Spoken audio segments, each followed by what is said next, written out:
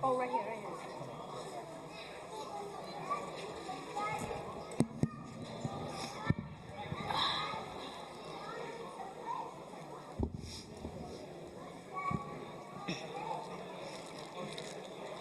صلوات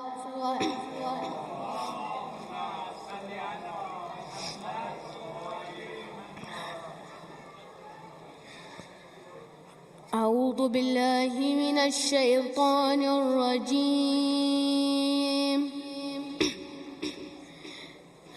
بسم الله الرحمن الرحيم.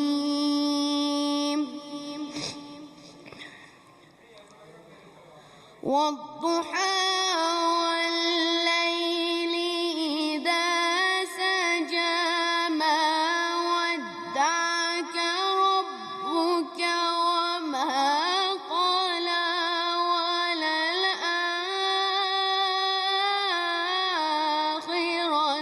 خير لك من الأولى ولسوف يعطيك ربك فترضى. ألم يجدك يتيما فآوى ووجدك ضالا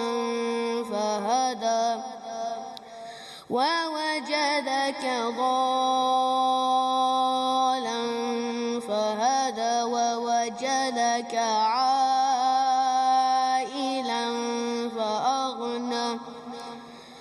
فأما اليتيم فلا تقهر وأما السائل فلا تنهر وأما بنعمة ربك فحدث. صدق الله العلي العظيم.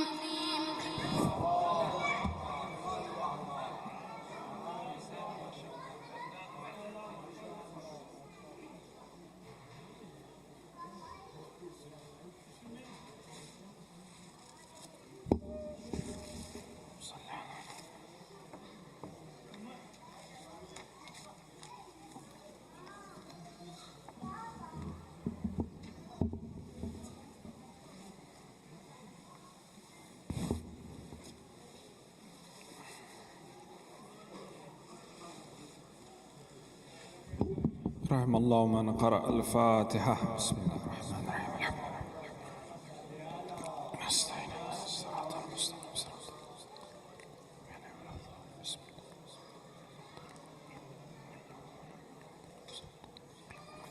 أعوذ بالله من الشيطان الرجيم. بسم الله الرحمن الرحيم. الحمد لله رب العالمين والصلاة والسلام على سيدنا ونبينا حبيبنا وطبيب نفوسنا أشرف الأنبياء والمرسلين أبي القاسم المصطفى محمد اللهم صل وعليه الطيبين الطاهرين المعصومين المظلومين واللعنة الدائم على أعدائهم أجمعين من الآن إلى قيام يوم الدين. أما بعد، قال الله الحكيم في محكمه الكتابه المجيد. بسم الله الرحمن الرحيم. إن ربكم الله الذي خلق السماوات والأرض في 6 أيام ثم استوى على العرش يغشي الليل النهار يطلبه حثيثا والشمس والقمر والنجوم مسخرات بأمره ألا له الخلق والأمر تبارك الله رب العالمين. صدق الله العلي العظيم. اللهم صل على محمد وعلى محمد. In the discussions of Islamic cosmology, we were talking about the primordial silence yesterday. Before the Big Bang, according to the scientific cosmology or scientific understanding, which is the beginning of the creation, as they say, before that Big Bang is no bang, which means there is silence. Silence is a type of emptiness, and hidden in this emptiness is everything. All forms are in it, all sounds are in it. And one of the challenges that we humans face is to empty ourselves. And that is the very journey of Kamal and perfection, where a person should empty oneself from all forms. And as a matter of fact, according to the narration of Amirul Mu'mineen, as he says that the true Tawheed is getting rid of all of the awsaf of Allah subhanahu wa ta'ala. Nafi and sifatihi. That you get rid of all of the qualities and attributes that God have, that becomes the true Tawheed. Yes, no doubt, Allah have 99 names. Allah is Rahman, Rahim, Muhaymin, Azizul, Jabbarul, Mutakabbirul, Musawwirul. All of the Lahul Asma'ul Husna. These are all the 99 beautiful names of Allah subhanahu wa ta'ala, which points out to His attributes, His awsaf, sifat. Different qualities of Allah, attributes of Allah subhanahu wa ta'ala. But the true understanding of His existence is that we get rid of all of these things. This is our own imagination and calculation and our understanding. Allah is beyond that. Subhanallahi amma yusifun. Subhan, glorify that Allah which is amma yusifun, which is beyond all depiction and explanation. So that is the true Tawheed. And that's why the name of Who, we say Allah Who. The element of Who. Qul hu Allahu ahad. This element of Who is there. The element of Who is that Who means that it is a mystery. Nobody really exactly knows. Nobody can really describe. Nobody can really comprehend and understand. That is what we are after, right? We have to have sound understanding of all of the concepts at the same time. Realize that Allah is beyond that. It is Subhan. Subhan means beyond that, beyond what we have understood. If we are stuck with our understanding, there is no progress. There is no progress. We will be stuck. As we were speaking about hijab hai nurani, this is a type of hijab nurani, that I imagine Allah to be this. He is one, and these are His qualities and attributes, and this is it. I'm not gonna go further than that, right? This is a type of hijab. This is a type of veil, but I have to tear this veil and then go further and have a deeper understanding of it, right? As the Quran also points out to this reality, as we were talking about as we were discussing the cosmology and the presence of the divine names here, the manifestation and the reflection of the names of Allah subhanahu wa ta'ala, which the Quran says, Aynama tuwallu fasamma wajhullah.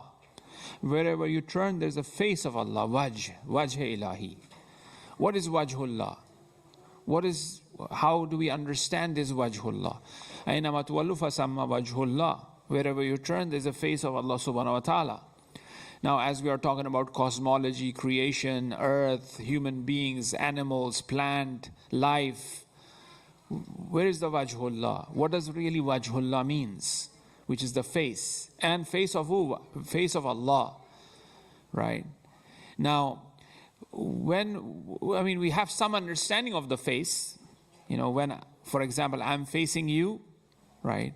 And I have to look at you, my eyes should be towards you, my ears should be towards you, then you will be saying that I'm facing you. I may be facing you, but I'm looking somewhere else, you still will say that you're not facing towards me. I may be facing towards you, but I'm listening to someone else, I have headphones on, you'll say, still you're not focused, you're not facing me.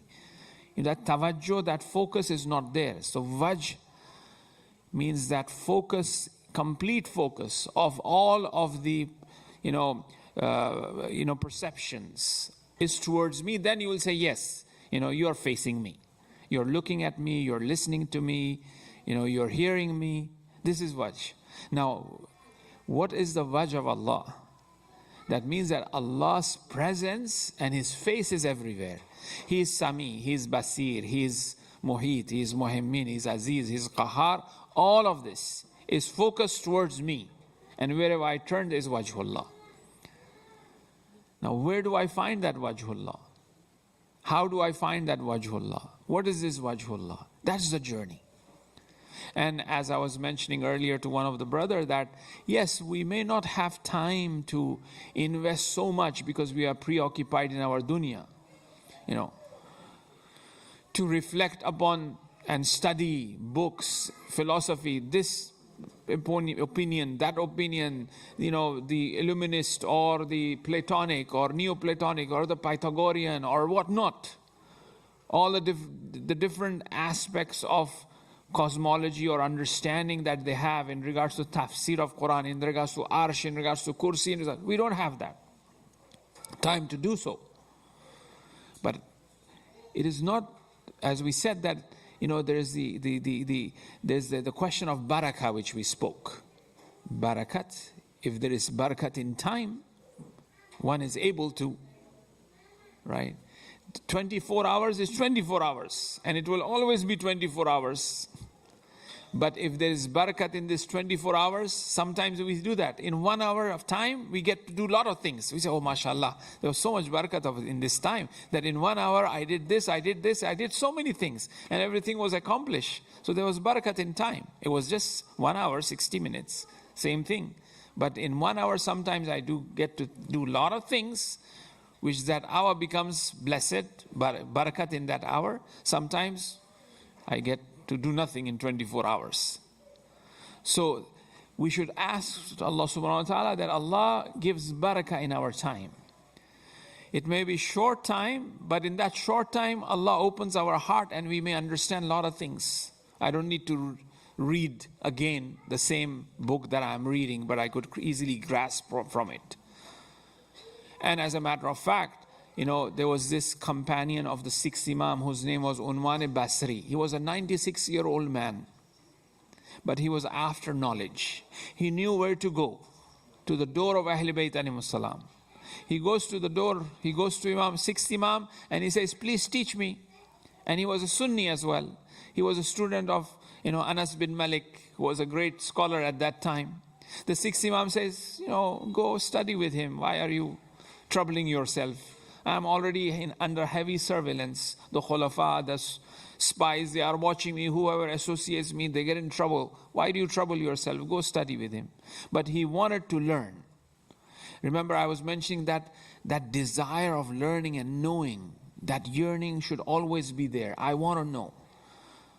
Right? So as he had this desire and yearning, he insisted. But Imam rejected him. Eventually, he realized that I have to go to Rasulullah and do tawassul. He goes to Rasulullah's grave in Medina and he says, Ya Rasulullah, make the heart of Abu Abdullah soft on me so that he accept me as a student. He does dua. He does tawassul to Rasulullah. We have to do the same thing.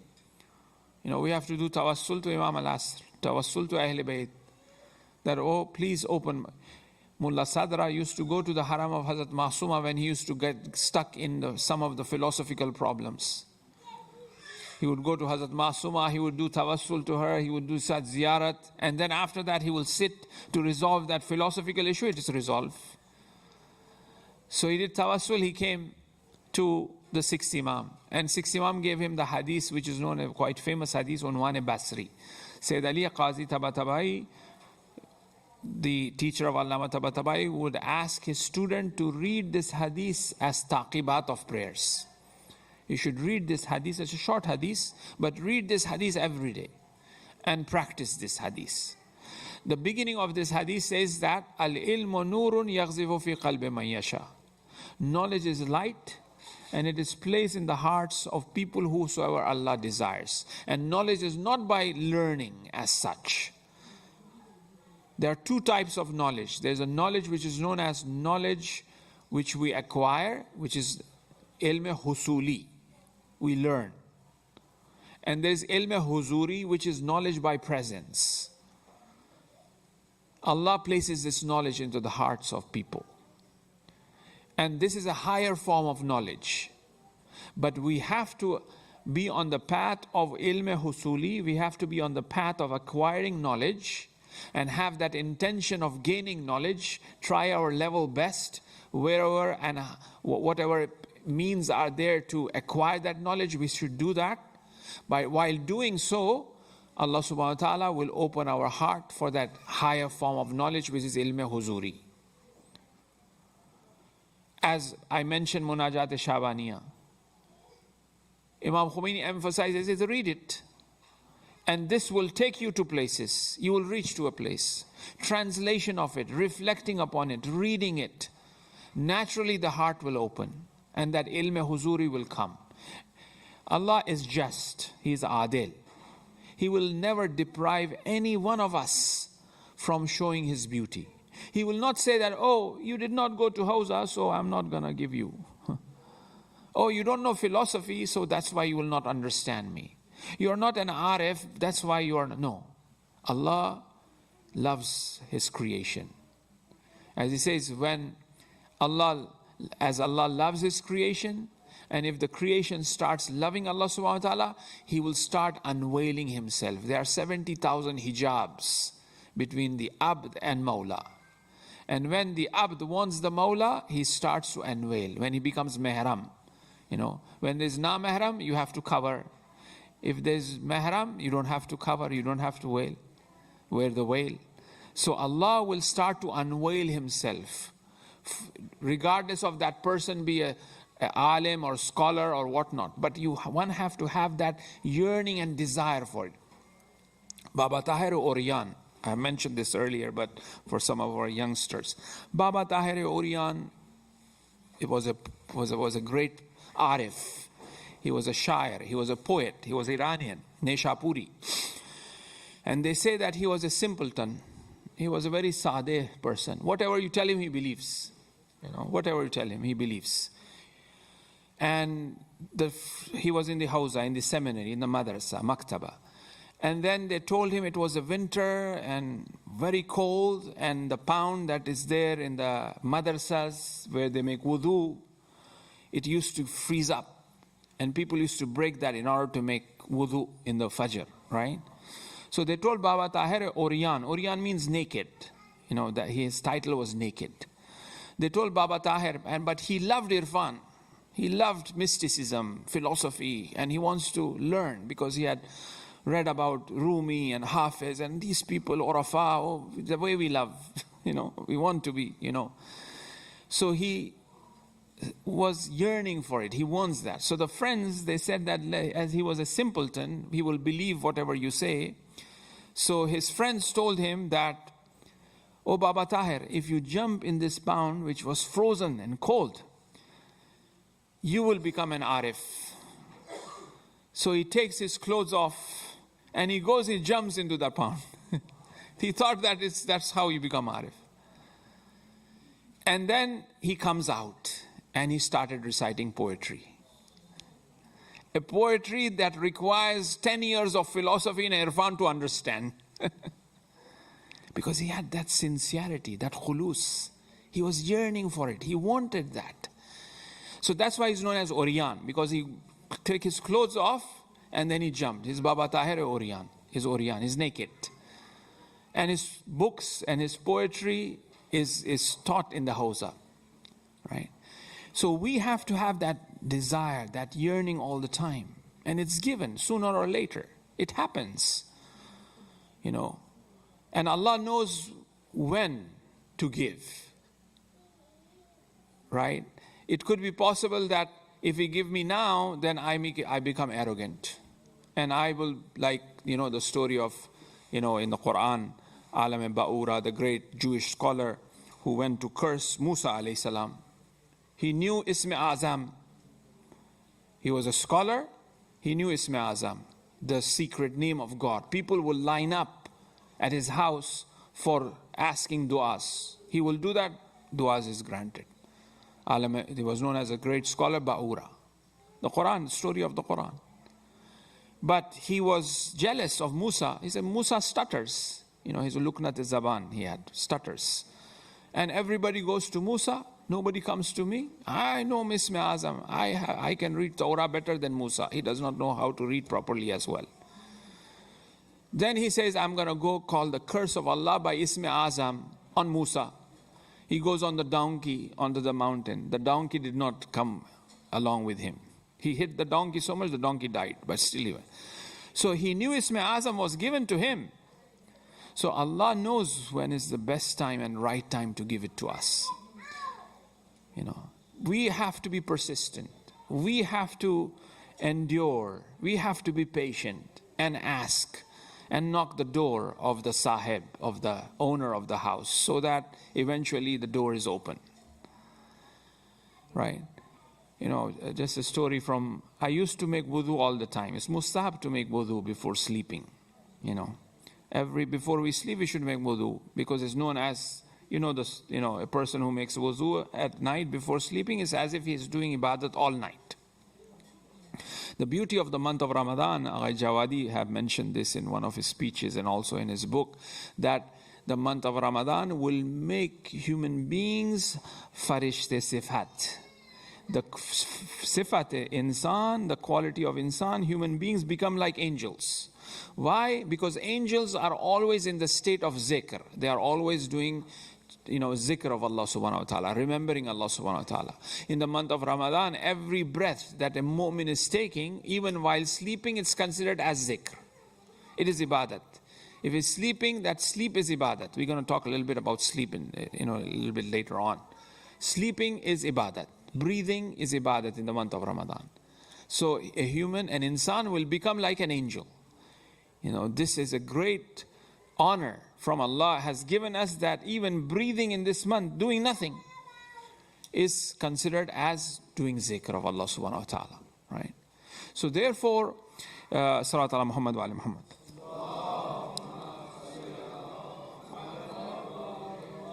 So make wudu and sleep, which is ibadat, before going to sleep, right?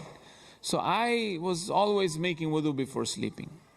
And then 1 year, 2 year, 10 year, 15 year, 20 year, making wudu before sleeping. Not a good dream once. I said, what is this? For 20 years, I mean, ye khab, acha khab tak nahi aaya, Then I said, I'm not going to do it. That's it, I stopped making wudu before. I would brush my teeth, but now wudu time, no. I'm not going to. Then after 6 months, phir bhi ek acha khab bhi nahi aaya. But after 6 months also, no dream. I was making wudu, no dreams. I stopped making wudu, no dreams as well. Which is better? I said, Baba, at least we'll get sawab in the hereafter. Then I started making wudu before sleeping. Because we know for sure from Rasulullah, there's hadith, if somebody make wudu, there's ibadat and one. So it's not the question of having a dream as such. It's not the question of having that feeling of ecstasy. This is, I'm being attached to that dream, attached to that feeling. We have to disconnect ourselves. Here I am trying to, give taklif, or as they say, ta'in taklif. And I'm asking Allah subhanahu wa ta'ala to do what and what not. Oh Allah, you have to give me this good dream because I'm making this wuzu. Who am I to, ask Allah to give me that feeling? To do that for me, right? So the point, maybe not now, or maybe in the next life, maybe just before I die, maybe any time, it doesn't matter, right? They ask, there's a book called Shining Sun, which is a book by Sayyid Muhammad Hussain Tehrani, who is a student of Allama Tabatabai. Mehr Taban, the book is called Mehr Taban in Farsi. It has been translated in English as Shining Sun. The ICAS Press, the Islamic College of London, they have published this book. And in this book, it is a lot of good things in this book. Other than that, there's a question that they ask him about Tahlul Arz, that a person travels very quickly. They take one step and they go to Najaf or Karbala for ziyarat, by doing that zikr. So they ask him, do you know this? He said, this is the work of old people, old women, of old ladies. Pires, inkare pirezan hast. وقتی که they asked him, شما بلدید که این کار پیرزن است. Meaning that this is the work of all ladies who kind of sit in and they do the sweater, and that's not the hadaf. That's not the purpose. Tahlul Arz, oh mashallah, so good, right? The hadaf is tawheed. The hadaf is Allah, right? You know, as I was mentioning the other day, 2 days ago, that one of the students reports to Sayyid Qazi that an angel came and woke me up for namaz shab. Then Sayyid Qazi said, you're still stuck in forms. You know, hanus tu giraftare, you know, form hastid. You know, hanus, you're still stuck. So because Tawheed is that sort of nothingness, that emptiness. One have to empty oneself. It goes back to that silence. Once a person empty oneself, then the light, the divine light of Tawheed would shine. We have to clear our heart so that that light will shine in our heart. That true light of Tawheed will shine. And you find this type of meditation in many other traditional sciences as well, that one should empty oneself, empty the heart, right? And that's what the silence is. In that silence, everything is in there. And when a person completely empty oneself, then the universals are shown to that person. What we are following is a type of universal which was shown to our Prophet Muhammad sallallahu alaihi wasallam.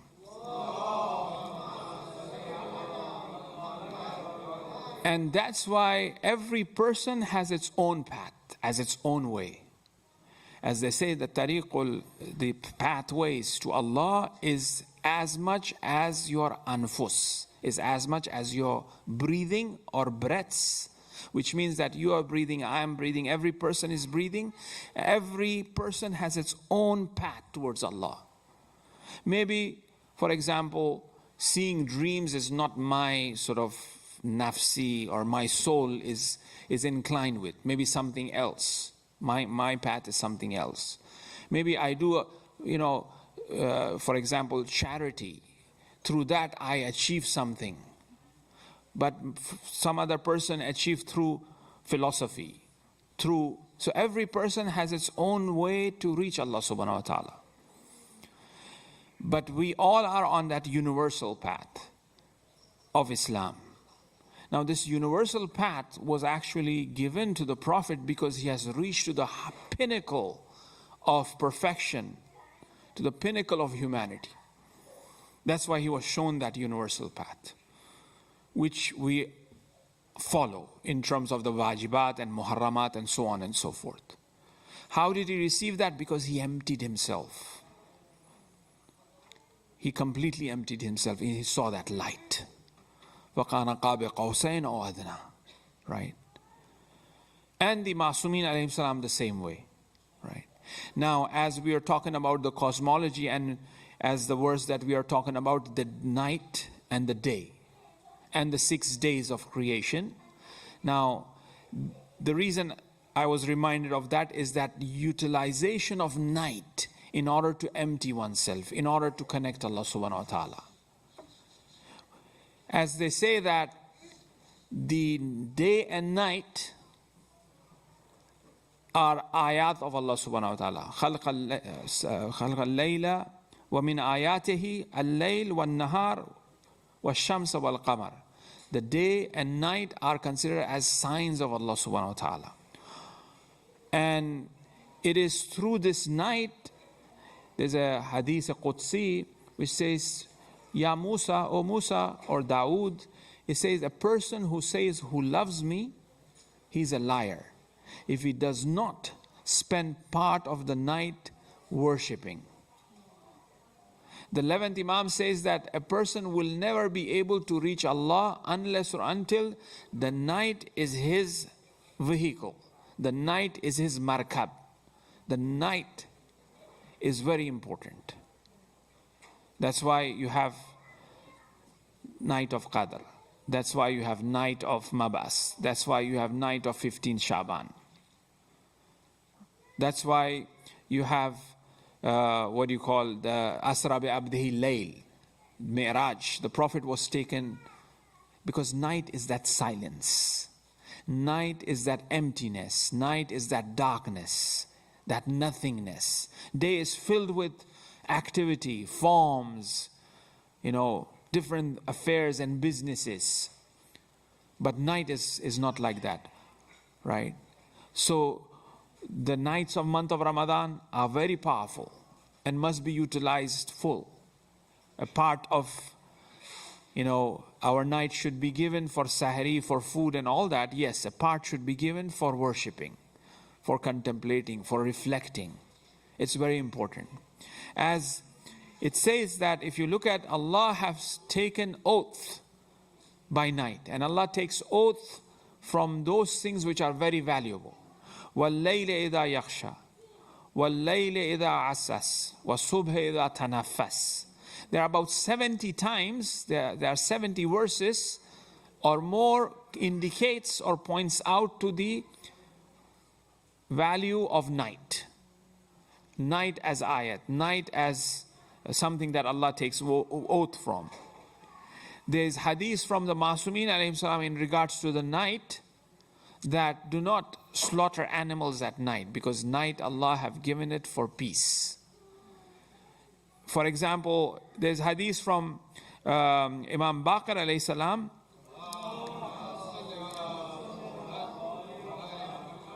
In regards to that, night is a place of peace and rest. Do not indulge in activity other than prayers. Because night is where a person, accumulate, download higher forms of reality. When do we sleep usually? It's night. Now we will look at the other aspect of night, which is part of it is sleeping. Sleep is very important.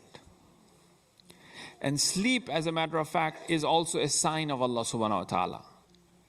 Why it is a sign of Allah subhanahu wa ta'ala? Because when we sleep, it indicates that the power of ruh, the power of soul, that body is not everything. It is that ruh. And that's why Allah says when a person sleeps, his spirit is taken away. Part of the spirit is taken away. And if he, in the morning, this spirit is returned back to him. So through sleep, Allah is making us realize that our body is not everything. It is that soul, it is that spirit. And that takes place, this activity takes place at night. Night is the vehicle for this great activity of sleeping to take place. And as a matter of fact, sleeping is not just resting as such. We may think that it is resting. No. Sleeping is actually upgrading ourselves. Sleeping is taking oxygen from higher reality. Sleeping is like oxygen. When we sleep, we gain knowledge. Whether we like it or we don't like it, we gain knowledge. That's why the Prophet would ask first thing in the morning to his ashab after giving salams. He would say, what have you learned last night? People sleep in order to learn. Dream is a form of learning. The Anbiya, they had wahi. Prophet, he himself had wahi for 6 months in the form of a dream. He would sleep. Ibrahim alayhi salam saw slaughtering of Ismail in the dream. The dream of Hazrat Yusuf alayhi salam, that the moon and the stars are doing such, is his dream. It's in sleep. So when a person sleeps, he is actually downloading higher form of reality. He's understanding and he's learning and he's growing. That's why a child sleeps a lot when the child is born, because that teaching process is going on while this person is sleeping, because the ruh goes away to the malakut and the angels teach. The ruh travels when we sleep. And what happened to Musa? When Musa said, and that is also the aspect of night is that وَوَعَدْنَا مُوسَى سَلَاسِينَ لَيْلَةً وَأَتْمَمْنَاهَا بِعَشْرٍ.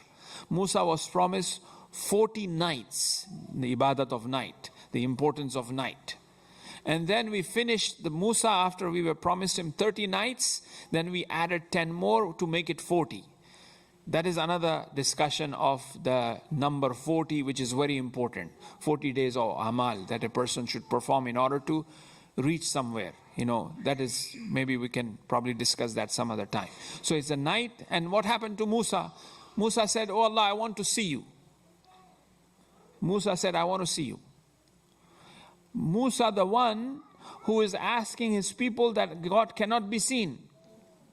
Because his people is saying that, "Oh, why don't you make a God like how these village people are worshipping this idol?" Because Musa took them from the river, and then their feet were not even dried. They were passing by a village. They just came out of the river, which Musa parted the sea, and their feet were not even dried. The hadith of Amirul Mu'minin said their feet were not even dried, and they said they saw people worshipping the idol. They came to Musa and they say, "Oh Musa, why don't you make an idol so that we can worship?" Musa said, "Oh my God, I showed him the miracles, so many miracles, one after the other, and finally I took them after the sea. Now I'm telling them God cannot be seen." Now look what Musa is doing. Musa worshipped for 30 nights. After that he says, "Oh, I want to see you, Allah, show me." Musa is doing the same thing. But here Allah as he loves Musa, right? Musa is the lover of Allah. So Allah said, "Okay, fine, I will show you, come." And then one, tajalli, one theophany, one manifestation of Allah subhanahu wa ta'ala. Musa, look at that mountain, after the other. Thunder, lightning. Musa said, "Is this God?" The angel says, "No, wait, persevere Musa, you gotta wait." And then finally that tajalli takes place. That reflection takes place, which never ever that reflection have taken place. That's why Imam Sajjad alayhi salam, in one of the du'as, in Du'a Mashrul as well, we recite, "Oh Allah, for the sake of that tajalli that took place for Musa." What type of tajalli that took place, we don't know. For the sake of that tajalli that never took place again for Musa. Because Allah is huwa fi shan. Every time Allah is new. So that tajalli took place. What happened to Musa? Musa went unconscious. He went in the state of hibernation. He slept. He went to sleep. He went unconscious. After sleeping, he wakes up. What did he say? "Oh Allah, yes, you cannot be seen." That information was provided to him. He basically downloaded that higher form of knowledge. And he had that capacity to sleep. Because there were other scholars who went with Musa that they also wanted to see Allah. They forced him and they went with him. What happened to them? They died. Because their heart did not have that capacity to take that. It just, the fuse urga. This is gone, just like that. But their fuse was gone, but they are still alive in barzakh. And they will wake up on the day of judgment. So therefore, death is actually required by the humans in order that the capacity grow, so that they are able to see Allah subhanahu wa ta'ala on the day of judgment. So death is a long sleep.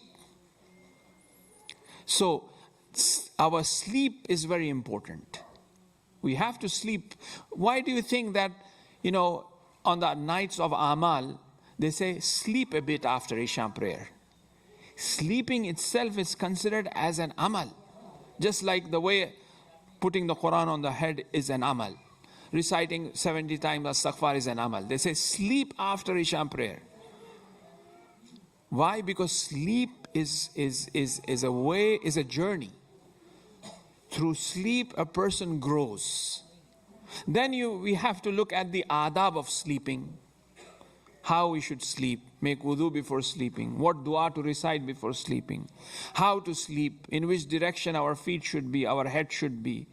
These are all the etiquettes which will bring about, or which will descend that spirit into our dreams. And it is these forms of dreams that knowledge is transferred. Whether we remember the dream or we don't remember the dream, that knowledge is naturally transferred to each and every individual, whether being a Muslim or non-Muslim, because we all have to face Allah.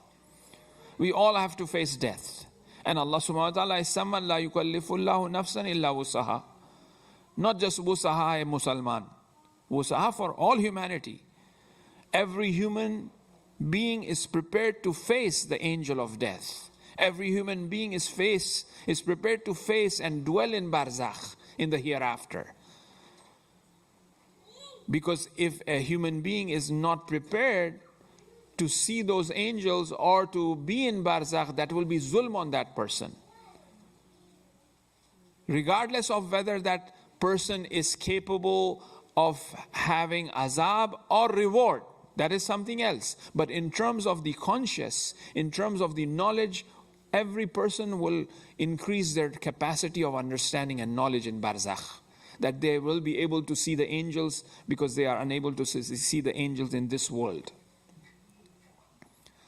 In barzakh, near death, everybody will see that. And people have talked about, there is NDE department, if you Google it, in America, and they have offices in many of the hospitals, near-death experience. And they report and log the experiences of the patients, what happened, which they talked about. We saw a tunnel, we saw a light, we saw our family members, we saw our pope, we saw our priest, that they were there and they were welcoming us, because that's the barzakh, that's the next world. So sleep is actually an ayat of Allah subhanahu wa ta'ala, which points out to the importance of ruh, spirit and soul, which also points out to barzakh as well, that there is barzakh. Because when a person sleeps, he goes into a different world. Then also it points out to the reality of the Quran, which says that the kafir, the mushrikeen and kuffar, they are already in hell, but they don't realize that. Now we are sleeping in bed and we have a nightmare. We feel the pain. We are scared. And then when we wake up, we say, Amma, chawa bhai, khwaab tha ye, you know. Otherwise we'll like, you know, we'll be stuck. But we are feeling everything. It's different to imagination. That's why there are different levels of different worlds. There's an imaginal world. Then there is a higher level of imagination is sleep. And then the higher level of that sleep is mukashafat, where a person thinks that he is sleeping, but he's actually awake. And this is not imagination. I could imagine something right now. You know, the world of imagination is there. Then beyond that is the world of dreams. Then beyond that is the world of mukashafat. And beyond that is the world of malakut, angelic realm. And beyond that is the world of Jabarut, the names of Allah, the realm of the names of Allah subhanahu wa ta'ala. That's how it kind of goes higher and higher. So, because I am in bed, you know, there's nothing, I'm perfect. But when I'm dreaming that I'm going through something that is good or something that is bad, I feel the pain. I feel it. And sometimes it's so powerful that I wake up, I'm sweating. Even that, that affects even the physicality of a person. That's why the Quran says that the kafir, they are already in hell. In terms of the barzakhi reality, they are there. Barzakh is not far from here. It's just a veil. Right now we think that we are here. We are not here. We are in the house of Zahra right now.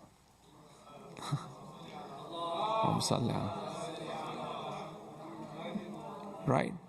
Because as soon as this eyes of this dunya closes, these walls and whatnot, but this is the house of Zahra. That's what it is. That's what barzakh is. Right? Because we are seeing this as this, but in reality our ruh, our spirit is dwelling there. Right? So the kuffar, they think that, you know, they are living in the mansions in the best place, but actually they are not there. They are in the pits of hell, which is that's why they are in barzakh, right? So sleep becomes that sign from Allah subhanahu wa ta'ala to realize that, what is the truth? The truth of ruh, spirit, soul, and barzakh. The truth of that body is also there in barzakh. It is not just this body, that there's a form, because we see ourselves in that form. There's a body that we have in barzakh. There's a form of that, right? So sleep becomes that. And this great activity, what is the bed of this activity? What is the medium? What is the vehicle of this activity? Is the night, right? Because it's that usually, majority of the time we sleep at night. Yes, during the day also we sleep, but I'm saying that most of the time we sleep at night. That becomes the predominant factor, is the night, where this whole activity takes place. That's why night is very blessed and holy and very powerful. It is the bed for that. That's why, just quickly in the margin, the rahim of mother, womb, is very powerful. That's why it's called rahim, with the name of Rahman.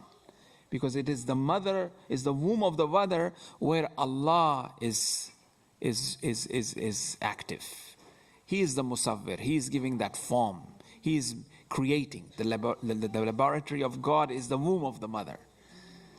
That's why it's called, that it's the name of Rahman. The Rahim comes from the name of Rahman, which is Allah. It is not man. It is the woman. It is the female. They have that. And that's why, Jannah becomes at the feet of the mother, right? Because she is the one who is capable of having that activity. Man does not have that, capacity to do so. It is her. She becomes the manifestation of rizq for the child. It comes from the breast of the mother, not from the breast of a male, from a man, but from the mother. That rizq directly coming out from the body. We may bring the rizq and give, but it is a woman where rizq directly come from the body. She's been blessed with that. She has that blessing, right? Salat ala Muhammad wa ala Muhammad. So therefore, as we say that Allah subhanahu wa ta'ala have created the day and night as a place of rest. Night is silent, night is mysterious, night is powerful, night is dark, right? And the day, the Quran says that it's for you to go and, to do transaction, to accumulate your dunya, your world. You work for it during the day, but at night, rest. Right, and also it has this activity as well. And this day and night, this both together is considered as one whole day. That's why Allah says, I have created the creation in 6 days. Now this day, 6 days, which points out to that the Quran will end now as phases, different phases. It doesn't exactly mean that day and night is like one day. It doesn't mean that. Like for example, there's a narration from first Imam who says that there are 2 days. Life is of 2 days. One is this dunya, one day is for this world, and the other day is for the hereafter. Life is of 2 days. One here and one hereafter. But it's not one day. It's like a person lives 60 years or whatever, how many days. But or as we said, day of judgment. It says 1 day, which is equivalent to 50,000 years. 1 day equivalent to 50.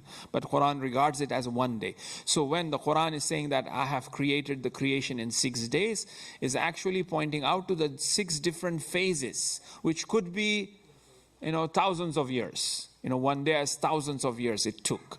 There's a more detailed explanation of it, how it was and whatnot. Inshallah, we'll discuss it later as well and further down. But I would leave like 10 minutes for any Q&A, which I wanted to do that earlier as well. But thanks for reminding Alamdar Bhai that we should give like 10 minutes for Q&A, which is related to the topic itself, if there be any questions. And maybe some of those things that you have read somewhere, which would be of interest to share, inshallah, if there be anything from both sides, brothers and sisters. I'm ready to take with the salawat ala Muhammad wa ali Muhammad.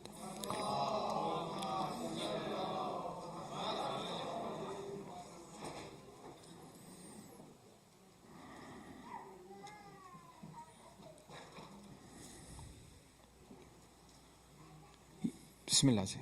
Two questions. Ifan. Sleep has several stages or darajat. The second question, what is the technique and way of empty your soul? Good question. First, you have to empty the pockets. No.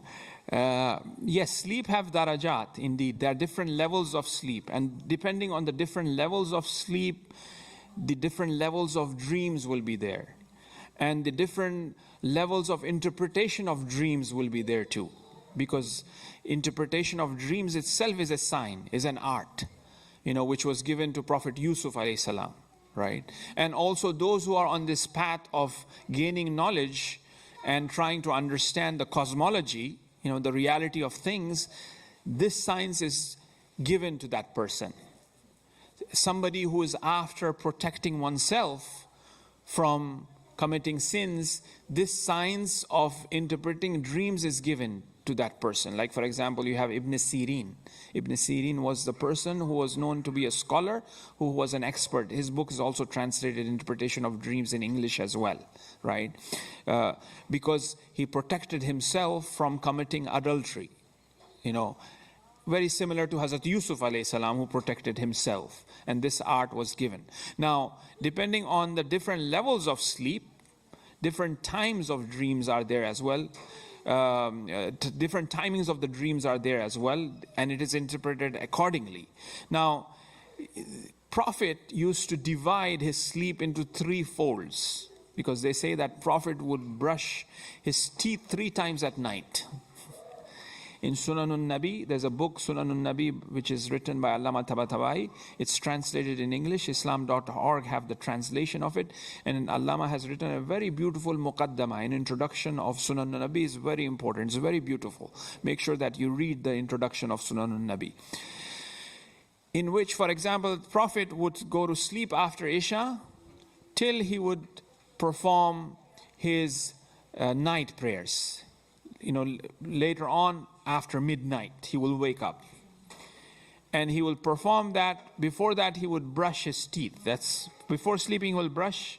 Before night prayers, he will brush. And then, before leaving the house for the Fajr prayer, he will brush his teeth as well, 3 times at night.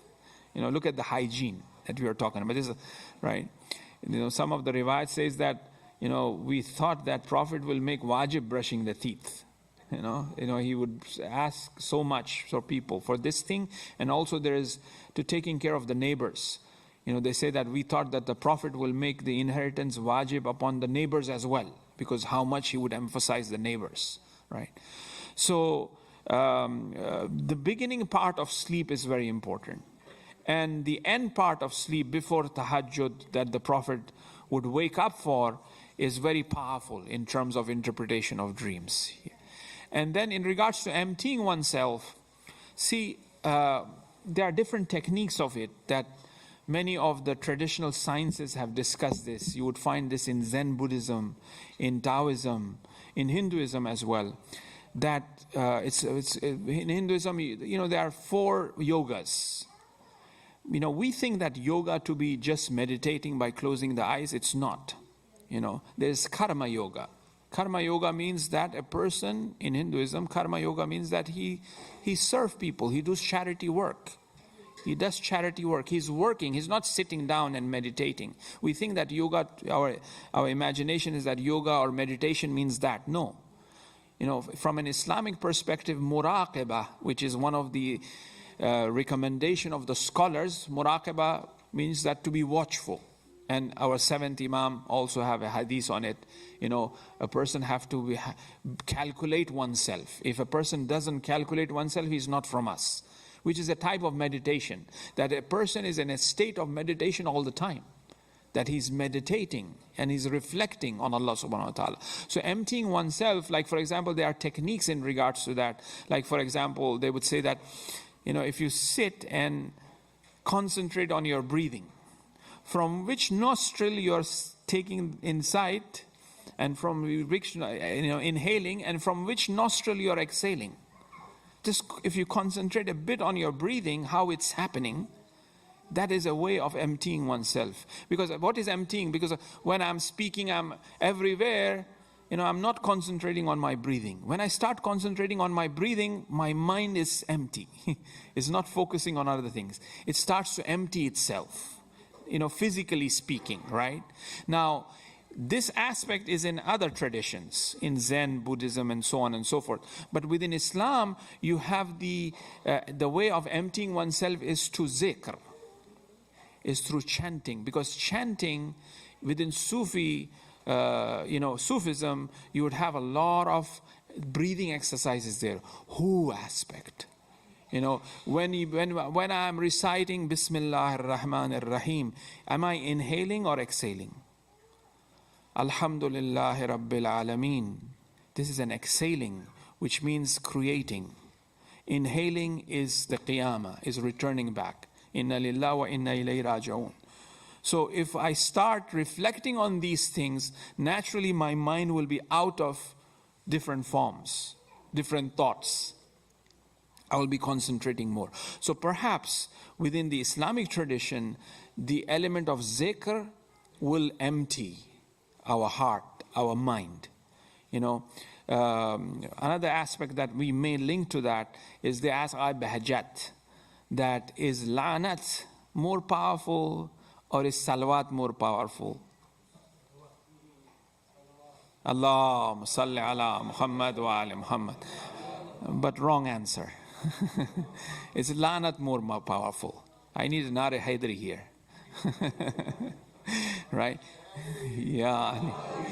Because, and even in Ziyarat Ashura, if you look at it, there is la'nat first and there is salam after. So Agha Bahajat, he says that when a guest comes, you clean your heart, you clean your house. When you are inviting a guest, you clean your house. So we clean our heart with lanat, and then the salawat will come. No, so like la hawla wa la quwwata. So that's perhaps may help in terms of emptying oneself. Yeah. Yes.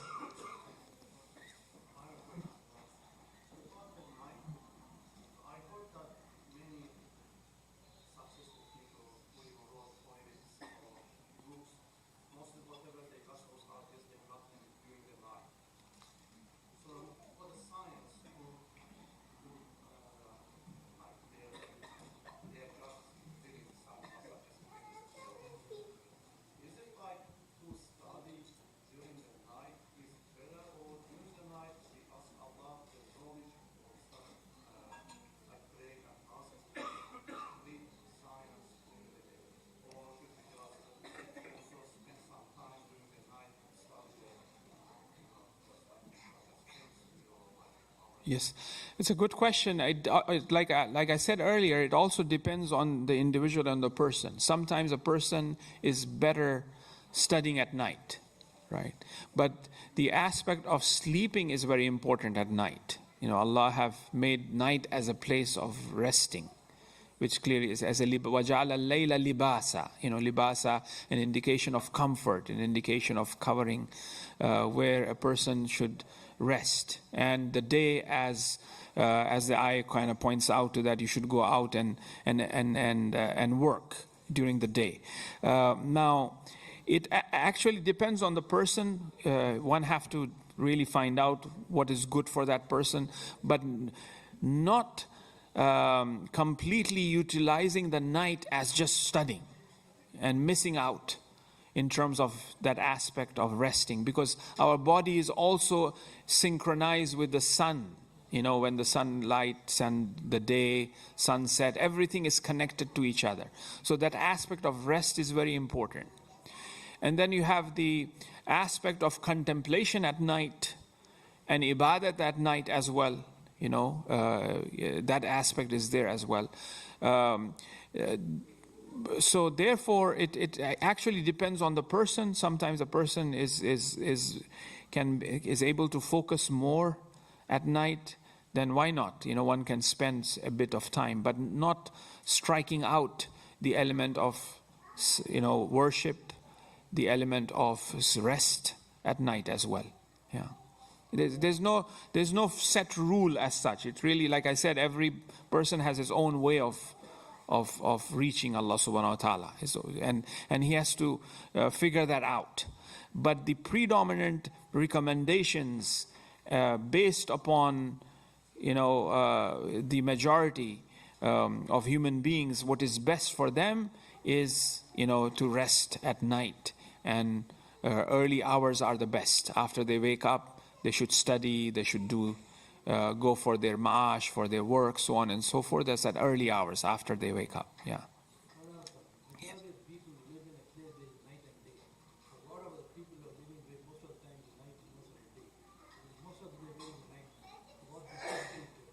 Majority of the people, I didn't.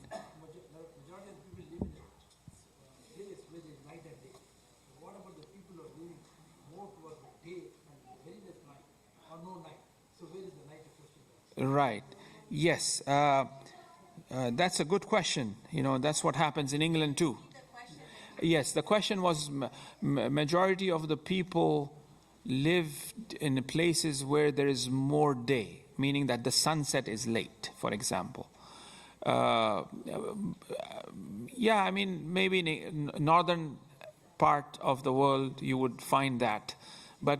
But here, or in majority of the people, I would rather not say that they are living where there is more day. It really depends. More people live in Middle East or here or India, or where there's half and half kind of, right? But in certain places, what about those places that they are living during the night? Then this becomes like this is where the Sharia comes, and this is where we fall on the Shariat.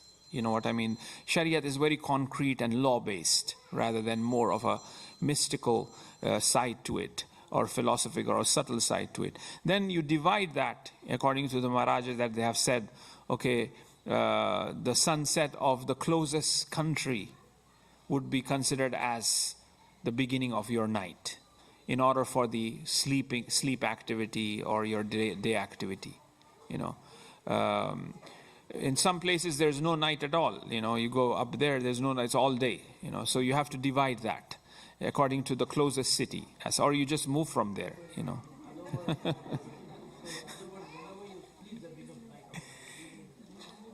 Yes, things are relative. Everything is relative. Right, and it's accordance to my sort of calculation of things. How I would put things to perspective. Right. Yes, you were saying something.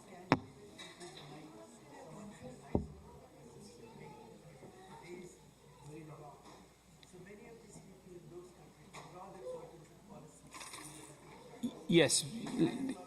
Yeah, they will draw their curtains and they will go to sleep at that hour, which they've been sleeping in, for example, in winter or on a regular days. Yes, there was a comment from the.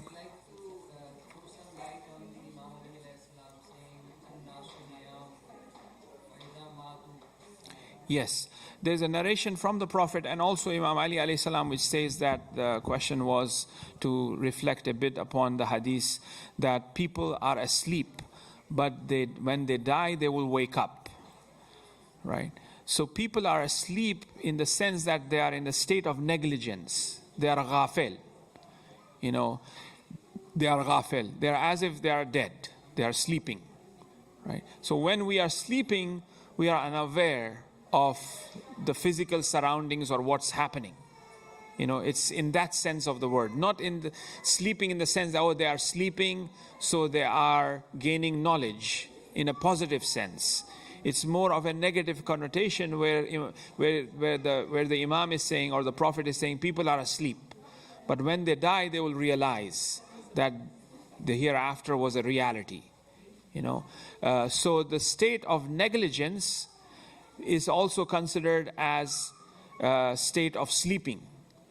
There's a hadith which says that man is traveling on this earth as if a person is traveling but dozing off or sleeping while they are traveling.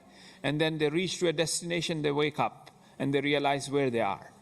So it is that negative connotation of speech, of sleep, is considered here, rather than the positive understanding of sleep, which we discuss as a sign, as an ayat, and the importance of what sleep is. Yeah.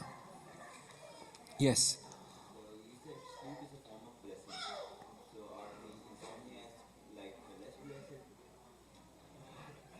Sleep is a form of a blessing, yes. Insomnia is a type of, a problem, and all problems are less blessed, yes.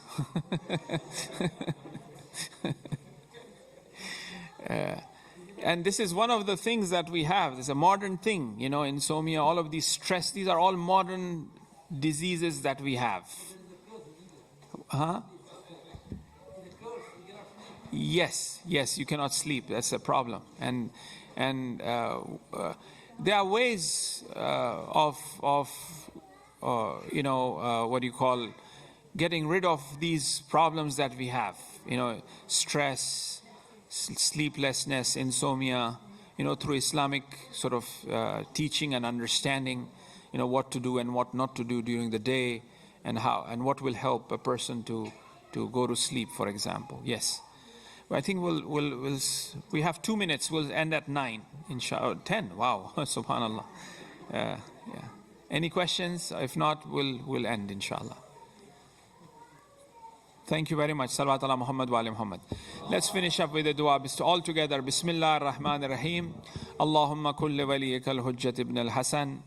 صلواتك عليه وعلى آبائه في هذه الساعة وفي كل ساعة وليا وحافظا وقائدا وناصرا ودليلا وعينا حتى تسكنه أرضك توعا وتمتعه فيها طويلا برحمتك يا أرحم الراحمين وصلى الله على سيدنا محمد وعليه الطاهرين.